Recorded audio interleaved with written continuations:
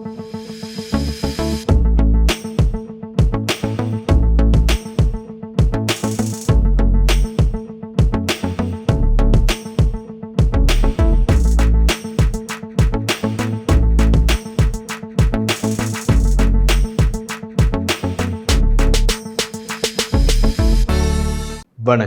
இலங்கை செய்திகளுடன் நான் நிரோஷன். விரிவான செய்திகளுக்கு முன் தலைப்புச் செய்திகள்.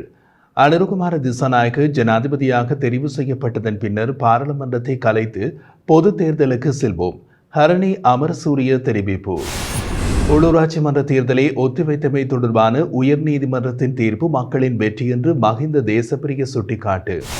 சஜித் ஆட்சியில் மின்கட்டணம் 40% குறையும், அதே நேரம் எரிபொருள் விலையும் பாரிய அளவில் குறைக்கப்படும் என சம்பிக்க தெரிவிப்பு. தொடர்வது விரிவான செய்திகள். ஜனாதிபதி தேர்தலில் போட்டியிடும் அனைத்து ஜனாதிபதி வேட்பாளர்களின் பெயர்களும் வாக்குச்சீட்டில் குறிப்பிடப்பட்டுள்ளதாக தேர்தல்கள் ஆணையாளர் நாயகம் சமன் ஸ்ரீ ரத்நாயக்க தெரிவித்துள்ளார். எனவே 2024 ஜனாதிபதி தேர்தலில் போட்டியிடும் ஜனாதிபதி வேட்பாளர்களின் பெயர்களை நீக்கவோ அல்லது மாற்றவோ முடியாது என்றும் தெரிவித்தார். இந்த ஆண்டு ஜனாதிபதி தேர்தலில் சுயேட்சை வேட்பாளரான மொஹாமட் இல்யாசின் நேற்று திடீரென்று மாரடைப்பால் மரணமடைந்ததன் காரணமாக அவரது பெயர் வாக்குச்சீட்டில் இடம்பெறும் என கேள்வி எழுந்தபோது அவர் மேற்கண்டவாறு கூறினார். வாக்குச்சீட்டுகளை அச்சிடும் பணிகள் ஏற்கனவே ஆரம்பிக்கப்பட்டுள்ளதாக தேர்தல்கள் ஆணையாளர் நாயகம் தெரிவித்துள்ளார்.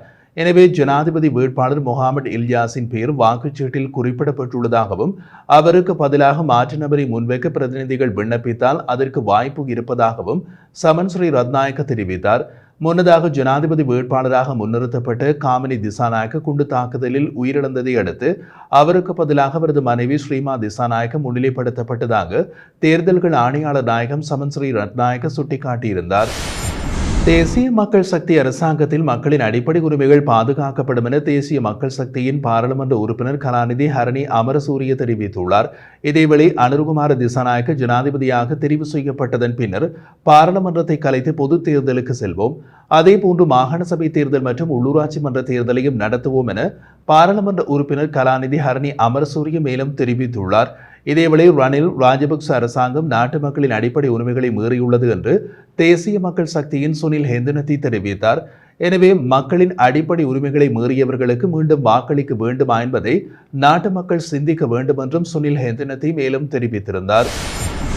உள்ளூராட்சி மன்ற தேர்தலை ஒத்திவைத்தமை தொடர்பான உயர்நீதிமன்றத்தின் தீர்ப்பு மக்களின் வெற்றி என்று உள்ளூராட்சி நிறுவனங்களுக்கான தேசிய எல்லை நிர்ணய குழுவின் தலைவர் மஹிந்த தேசப்பிரிய தெரிவித்துள்ளார்.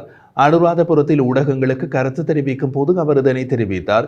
தேர்தலை தாமதப்படுத்துவது தவறு என்றும் இந்த உண்மையினை நீதிமன்றம் ஒப்புக்கொண்டது நீதியை நோக்கிய ஒரு முக்கியமான படியாகும் என்றும் அவர் இதன்போது வலியுறுத்தினார். இங்கு மேலும் கருத்து தெரிவித்த அவர் 2024 ஆண்டு ஜனாதிபதி தேர்தலுக்கு பின்னர் உள்ளூராட்சி மன்ற தேர்தல் நடத்தப்படும். தேர்தலை ஒத்திவைப்பது அல்லது நடத்த தவறுவது மக்களின் உரிமைகளை மீறுவதாக உயர்நீதிமன்றம் தீர்ப்பளித்துள்ள நிலையில் இந்த தீர்ப்பு ஆச்சரியப்படுவதற்கில்லை. தாமதமானாலும் இறுதியாக நீதி வழங்கப்படுவதாகவே நான் இதனை பார்க்கின்றேன். அதன்படி ஜனாதிபதி தேர்தல் நிறைவடைந்த பின்னர் இந்த வருடம் தேர்தலை நடத்துவதற்கு தேர்தல்கள் ஆணைக்குழு நடவடிக்கை எடுக்கும் என்று நம்புகின்றோம் என்று அவர் மேலும் தெரிவித்தார். இதேவேளை ஜனாதிபதி தேர்தல் வாக்கெடுப்பு நிறைவடைந்து 21 நாட்களுக்குள் தேர்தல் பிரச்சார செலவினங்கள் தொடர்பான உறுதிப்படுத்தப்பட்ட தகவல்களை சமர்ப்பிக்காத வேட்பாளர்களின் குடியுரிமை 3 ஆண்டுகளுக்கு ரத்து செய்யப்படும் என்று தேர்தல்கள் ஆணைக்குழு தெரிவித்துள்ளது. எதிர்வரும் செப்டம்பர் மாதம் 21ஆம் தேதி நாட்டில் ஜனாதிபதி தேர்தல் இடம்பெற உள்ளது. இந்த நிலையில் ஜனாதிபதி தேர்தலில் 39 வேட்பாளர்கள் போட்டியிடும் நிலையில் நேற்றைய தினம் ஜனாதிபதி வேட்பாளரான ஐதுருஸ் சுகமயிடம் காரணமாக உயிரிழந்தமை குறிப்பிடத்தக்கது. பொது பாதுகாப்பு அமைச்சர் திரான் அலஸ் விசா மோசடி மூலம் நாட்டின் எல்லைகளை இந்தியாவின் பெட்டிக்கடை ஒன்றுக்கு காட்டிக் கொடுத்துள்ளதாக ஐக்கிய குடியரசு முன்னணியின் தலைவரும் நாடாளுமன்ற உறுப்பினருமான பாட்டாளி சம்பிக்க ரணவக்க தெரிவித்துள்ளார். இலங்கை வரலாற்றில் மிக பெரும் மோசடியாக கருதப்படும் இந்த மோசடி தொடர்பாக அனுருகுமார திசாநாயக்கவும் தேசிய மக்கள் சக்தியும் பேசுவதில்லை என்றும் அவர் குற்றம் சுமத்தினார். ஐக்கிய மக்கள் சக்தியின் ஜனாதிபதி வேட்பாளர் சஜித் பிரேமதாசவை ஆதரித்து மொரட்டுவையில் நடைபெற்ற பொதுக்கூட்டத்தில் உரையாற்றிய சம்பிக்க ரணவக்க மேலும் கூறுகையில், செப்டம்பர் 21ஆம் தேதி நடைபெறப் போகும் ஜனாதிபதி தேர்தல் 2019ஆம் ஆண்டு நடைபெற்ற ஜனாதிபதி தேர்தலை போன்று சாதாரண தேர்தலாக இருக்காது. பங்குரூத் அடைந்துள்ள நாட்டிலேயே ஜனாதிபதி தேர்தல் நடைபெறுகின்றது. 1815 ஆண்டு மார்ச் 2ஆம் தேதி நாம் சுதந்திரம் மற்றும் இறையாண்மையை இழந்தது போல் 2022ஆம் ஆண்டு ஏப்ரல் 12ஆம் தேதி இறையாண்மையை இழந்து நமது எதிர்காலத்தை தீர்மானிக்கும் பொறுப்பை கடனாளிகளிடம் விட்டுவிட்ட நாட்டிலேயே ஜனாதிபதி தேர்தலை நடத்துகின்றோம். 2019 ஜனாதிபதி தேர்தல் சஜித் பிரேமதாஸ் ஆளும் கட்சியின் வேட்பாளராகவும் கோட்டாபய ராஜபக்ச எதிர்க்கட்சி வேட்பாளராகவும் களமிறங்கியிருந்தனர். ஆனால் இம்முறை அரசாங்கத்தின் வேட்பாளர் முதல் 2 போட்டியாளர்களில் இல்லை. இன்றைய போட்டியில் ஐக்கிய மக்கள் சக்தி மற்றும் தேசிய மக்கள் சக்தி அணிகள் மோதுகின்றன என்பதை நாம் மறந்துவிடக்கூடாது. இந்த நாடு தற்காலிக ஸ்திரத்தன்மையை பெற்றுள்ளது. இன்று 2022ஆம் ஆண்டை போல பெரிய அளவிலான எரிபொருள் வரிசைகள் இல்லை, மின்வெட்டு இல்லை, மருந்து உரம் இருக்கென்று சொல்கின்றோம். ஆனால் 2015ஆம் ஆண்டு நமது ஆட்சியில் எரிபொருள் விலையை குறைத்தோம். பெட்ரோல் விலை 154 ரூபாவிலிருந்து 117 ரூபாவாக குறைக்கப்பட்டது. டீசல் விலை 134 ரூபாவிலிருந்து 95 ரூபாவாக குறைக்கப்பட்டதையும் நினைவுபடுத்த விரும்புகின்றோம். மின் கட்டணம் குறைக்கப்பட்டது. அரச நிறுவனங்கள் லாபகரமாக மாற்றி அந்த பயனை மக்களுக்கு வழங்கினோம். ஆனால் இன்று மின்சார அலகுக்கான கட்டணம் 3 மடங்கு அதிகரிக்கப்பட்டுள்ளது. எமது ஆட்சியில் 40% மின் கட்டணம் மீண்டும் குறைக்கப்படும் என்றார். செப்டம்பர் 21ஆம் தேதி இடம்பெறவுள்ள ஜனாதிபதி தேர்தலுக்காக அனைத்து ஜனாதிபதி வேட்பாளர்களும் தங்களுடைய பிரச்சார நடவடிக்கையில் ஈடுபட்டுள்ள நிலையில் இலங்கை சுயாதீன ஆராய்ச்சி மேம்பாட்டு பிரிவு வேட்பாளர்கள் தொடர்பான தொடர்பு ஆய்வு நடவடிக்கையில் ஈடுபட்டு வருகின்றனர். அந்த வகையில் கண்டி, நுவரெலியா, மாத்தளை, அம்பாறை, திருகோணமலை, மட்டக்களப்பு, அனுராதபுரம், புத்தளம், குருநாகல், மாத்தறை, காலி, ஹம்பாந்தோட்டை, களுத்துறை, கொழும்பு, கம்பஹா, மொனராகல, பதுள்ள, பொலனறுவ உள்ளிட்ட மாவட்டங்களில் இந்த ஆய்வை மேற்கொண்டுள்ளனர். இதன் அடிப்படையில் அனைத்து மாவட்டத்திலும் தற்போதைய ஜனாதிபதி ரணில் விக்ரமசிங்க முதலிடத்தில் இருப்பது சுட்டிக்காட்டத்தக்கது. குறிப்பாக மத்திய மாகாணத்தில் 1421 வாக்குகளை பெற்று ரணில் முதலிடத்தில் உள்ளார். தொடர்ந்து 2வது இடத்தில் சஜித் பிரேமதாஸ் 1005 வாக்குகளும், 3வது இடத்தில் அனுருகுமார திசாநாயக்க 420 வாக்குகளும் வெறும் 70 வாக்குகளோடு நாமல் ராஜபக்ச 4வது இடத்திலும் உள்ளனர்.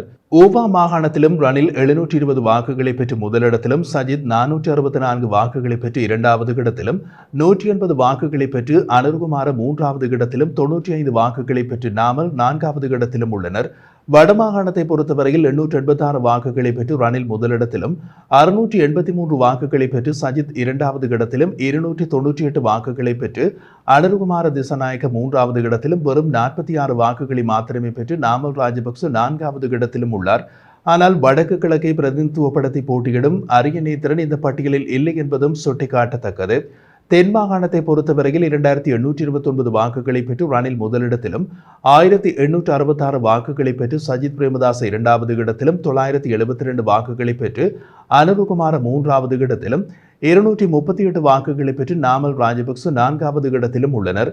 மேல் மாகாணத்தில் 945 வாக்குகளை பெற்று ரணில் முதலிடத்திலும், 631 வாக்குகளை பெற்று சஜித் 2வது இடத்திலும், 442 வாக்குகளை பெற்று அனுருகுமார 3வது இடத்திலும், 173 வாக்குகளை பெற்று நாமல் 4வது இடத்திலும் உள்ளனர். புத்தளம் மாவட்டத்திலும் ரணில் 397 வாக்குகளை பெற்று முதலிடத்திலும், 367 வாக்குகளை பெற்று சஜித் 2வது இடத்திலும், 164 வாக்குகளை பெற்று அனுருகுமார 3வது இடத்திலும், 238 வாக்குகளை பெற்று நாமல் 4வது இடத்திலும் உள்ளார். குருநாகல் மாவட்டத்தில் 690 வாக்குகளை பெற்று ரணில் முதலிடத்திலும், 502 வாக்குகளை பெற்று சஜித் 2வது இடத்திலும், 298 வாக்குகளை பெற்று அனுருகுமார 3வது இடத்திலும், 78 வாக்குகளை பெற்று நாமல் ராஜபக்ச 4வது இடத்திலும் உள்ளனர்.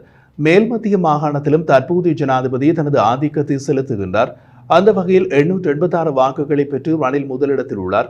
சஜித் 683 வாக்குகளை பெற்று 2வது இடத்திலும், அனுருகுமார 298 வாக்குகளை பெற்று 3வது இடத்திலும், 46 வாக்குகளை பெற்று நாமல் ராஜபக்ச 4வது இடத்திலும் உள்ளனர். அனுருகுமார திசாநாயக்கவின் சொந்த ஊரான அனுராதபுரத்தில் அவர் வெறும் 177 வாக்குகளை மாத்திரம் பெற்றுள்ளமையும் சுட்டிக்காட்டத்தக்கது. இதேவேளை கிழக்கு மாகாணத்தில் ரணில் 1874 வாக்குகளை பெற்று முதலிடத்திலும், 692 வாக்குகளை பெற்று சஜித் 2வது இடத்திலும், அனுருகுமார 111 வாக்குகளை பெற்று 3வது இடத்திலும், 77 வாக்குகளை பெற்று நாமல் ராஜபக்ச 4வது இடத்திலும், 162 வாக்குகளை பெற்று தமிழ் பொது வேட்பாளர் அரியநேத்திரனும் 5வது இடத்திலும் உள்ளனர். மேலும் வடமாகாணத்தை விட கிழக்கு மாகாணத்தில் தமிழ் பொது வேட்பாளருக்கு சற்று ஆதரவு கிடைத்துள்ளதை இதில் காணக்கூடியதாக உள்ளது. இந்த ஆய்வின் அடிப்படையில் அனைத்து மாவட்டங்களிலும் தற்போதைய ஜனாதிபதி ரணில் முதலிடத்தை தக்க வைத்துள்ளமையானது அடுத்த ஜனாதிபதியாக அவரை வருவார் என்ற எண்ணப்பாட்டை தோற்றுவிக்கின்றது என்றும் தெரிவிக்கப்படுகிறது.